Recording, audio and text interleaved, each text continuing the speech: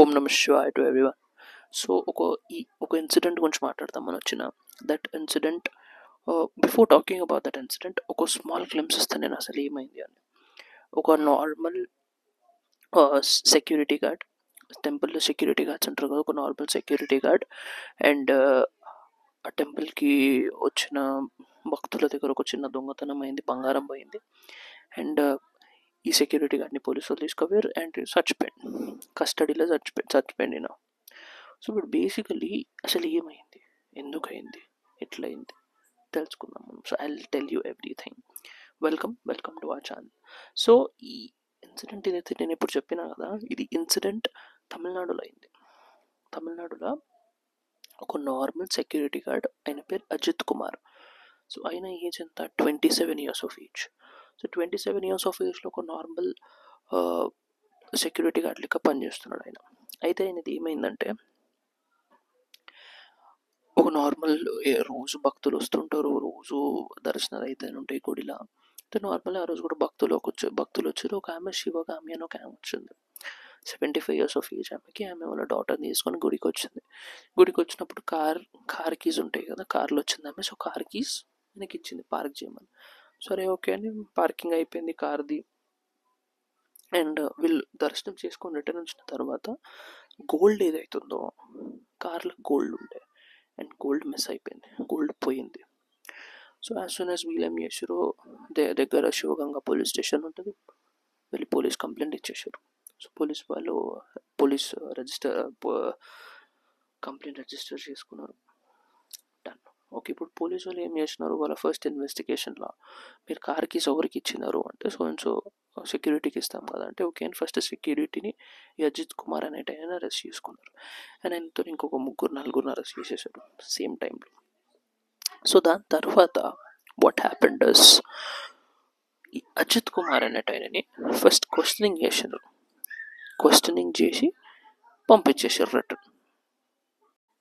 ఈ అజిత్ కుమార్ అనేట ఆయన ఉన్నాడు కదా, సో ఈయనను కూడా అరెస్ట్ చేసేసినారు అక్కడ. అరెస్ట్ చేసి నార్మల్ క్వశ్చనింగ్ ఇంట్రాగేషన్ అయింది.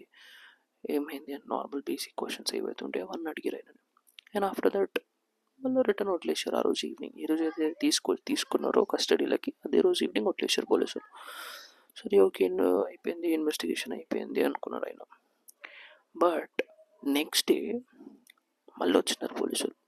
వాళ్ళు పోలీసు వాళ్ళ తెలియదు, లేకుంటే నార్మల్ ఏదైనా స్పెషల్ గ్రూప్ అంటాం కదా, అది వీలేదు, వాళ్ళు ఎవరివి తెలియదు. నార్మల్ ఇంటికి వచ్చారు పోలీసులు అని చెప్పి తీసుకెళ్ళిపోయారు మళ్ళీ అజిత్ కుమార్. తీసుకెళ్ళిపోయిన తర్వాత they started interrogation in a brutal వే.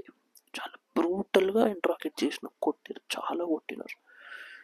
ఎంత ఘోరం కొట్టినారంటే he was crying for water. కొంచెం వాటర్ ఇవ్వాలంటే కూడా ఇవ్వలేదు, అంత ఘోరంగా కొట్టినారు. అండ్ ఇంకోటి ఏంటి, అజిత్ కుమార్ తీసుకున్న తర్వాత వాళ్ళ బ్రదర్ నవీన్ని కూడా తీసుకెళ్ళారు. వాళ్ళ బ్రదర్ నవీన్ని తీసుకెళ్ళిన తర్వాత ఆ నవీన్ అనేటైనా ఆయన ఏం చెప్తుందంటే, నవీన్ అనేటైనా నేను నా కళ్ళారా చూసిన, మా అన్న చాలా కొట్టారు, నీళ్ళ కోసం అడిగిండు, ఆపమని అడిగిండు, బట్ వారు ఆపలేదు, నీళ్ళు ఇవ్వలేదు, కొడుతూనే ఉన్నారు మా అన్నని. చాలా బ్రూటల్ కొట్టిరని వాళ్ళ బ్రదర్ ఐ విట్నెస్ చెప్పారు బయటికి వచ్చి. అండ్ బ్రూటల్, చాలా ఘోరం కొట్టిన తర్వాత అన్కాన్షియస్ అయిపోయి పడిపోయాడు ఆ పర్సన్. అజిత్ అనే పర్సన్ అన్కాన్షియస్ అయిపోయి పడిపోయాడు.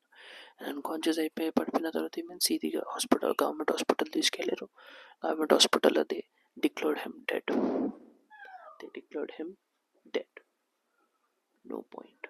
అసలు ఎందుకు వాడు ఎట్లా చనిపోయాడు అది మాత్రం బయటికి రానిస్తలేరు. ఆ పోస్ట్ మార్టం రిపోర్ట్లో క్లియర్లీ మెన్షన్ చేసిన 15 ఎక్స్టర్నల్ ఇంజరీస్, హెడ్ మీద, నెక్ మీద చాలా ఘోరమైన ప్రెషర్ పడ్డది ఆయనకి, అందుకని చనిపోయిందని ఆ పోస్ట్ మార్టం రిపోర్ట్లో క్లియర్గా మెన్షన్ చేసినారు doctors. That is the situation of Ajith Kumar, a normal security guard. ఆ దొంగతనం ఆయన చేసిండు అని ప్రూవ్ కాలేదు ఇంకెక్కడ.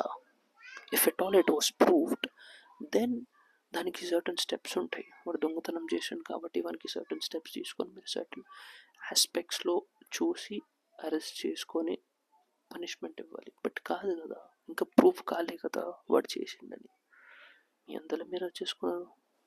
ఆయన చేసినని ఇంకా ప్రూవే కాలేదు, but police have taken him to the custody and బ్రూటల్గా టార్చర్ చేసినారు వాడిని.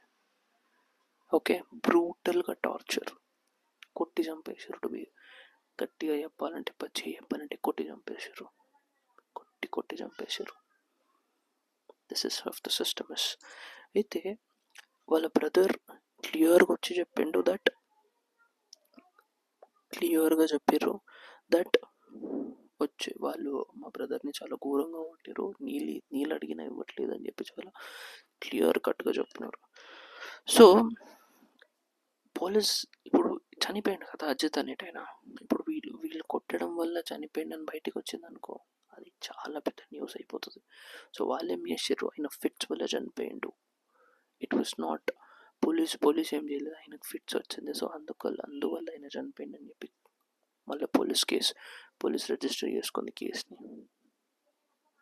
అండ్ ఇంకోటి, దేర్ ఆర్ 5 members అరెస్టెడ్. 5 పోలీసులను అరెస్ట్ చేశారు. Those are Raja, Anand, Shankar and Ganesan, Kannan. వాళ్ళ మీద కేసు కూడా బుక్ అయింది అండర్ సెక్షన్ 196(2)A. కేసు కూడా బుక్ అయింది వాళ్ళ మీద. సో ఈ ఇన్సిడెంట్ వల్ల వాట్ ఐ ఫెల్ట్ ఇస్, అది ఇంకా ప్రూవ్ కాలే కదా, ప్రూవ్ కాలేదు, అయిననే చేసిండు అని చెప్పి అది ప్రూవ్ అయితే దానికి సర్టన్ స్టెప్స్ ఉన్నాయి. కోర్టుకి తీసుకెళ్ళాలి, సర్టన్ రూల్స్ ఫాలో అవ్వాలి, కోర్టుకి తీసుకెళ్ళాలి, ప్రజెంట్ చేయాలి, అండ్ దానికి సర్టన్ రూల్స్ అండ్ రెగ్యులేషన్స్ ఉంటాయి. బట్ అట్లా కాదు కదా. Why did police themselves took that power and tortured him so badly that he literally lost his life? పోలీస్కి అంత పవర్ ఏడికి వచ్చింది? Where did this police get that much of power to kill someone? Right? So నా point ఏంటంటే, ఇక్కడ ఒక accused అంటున్నారు మీరు, ఇంకా ప్రూవ్ కాలేదు. ఏదైతే తప్పు వాడు చేసిన ప్రూవ్ అయిందో అప్పుడు మనం అక్యూజ్డ్ అంటాం. ఫస్ట్ మన కస్టడీలోకి తీసుకుంటాం, ఆయన ఇంట్రాగేషన్ అవుతుంది, క్వశ్చన్స్ వేస్తారు, వాడు ప్రూవ్ అయితే డన్, వాడు అక్యూజ్డ్. సో కేసెస్ ఉంటాయి, రూల్స్ ఉంటాయి, ఫాలో చేసేయాలి వానికి జైల్లో. కాలేదు కదా, వై దట్ రష్? ఏమైనా ప్రెషర్ ఉండేనా, పొలిటికల్ ప్రెషర్ మీ మీద? కాదు కదా, మళ్ళీ ఎందుకు? See, that is what I think is going wrong. Police దగ్గర కేసు రిజిస్టర్ అయిన తర్వాత ఒక పర్సన్ని తీసుకుంటే కస్టడీలకి వితిన్ 24 hours కోర్టులో ప్రజెంట్ చేయాలి వాళ్ళని. బట్ ఇక్కడ అట్లా కాలేదు. తీసుకున్నారు, క్వశ్చనర్ అయిపోయింది, ఈవినింగ్ ఇంటికి పంపించేసి మళ్ళీ నెక్స్ట్ డే మార్నింగ్ తీసుకొచ్చుకున్నారు, చంపేశారు. It is as simple as that. Tamil Nadu chief minister MK Stalin గారు కూడా దాని ప్రాపర్ ఇన్వెస్టిగేషన్ అవ్వాలని కూడా అంటున్నారు. But my point is clear that the investigation should be done properly, and the people who are responsible for the death of Ajit Kumar should be punished in a proper way. ప్రాపర్గా ఆయన ఎట్లయితే తెచ్చి కొట్టి చంపేశారో ప్రాపర్గా వీళ్ళకు కూడా treatment అదే రేంజ్లో ఉండాలి. తప్పు చేయని వాడిని తీసుకొచ్చి జైలు వేసి చంపేసేంత పవర్ పోలీసులకు వచ్చేసింది. ఇట్స్ నాట్ కరెక్ట్ కదా. So that is what I felt, and I hope you got some information out of this, and if you think this is something information to you, please do subscribe to our channel. Thank you.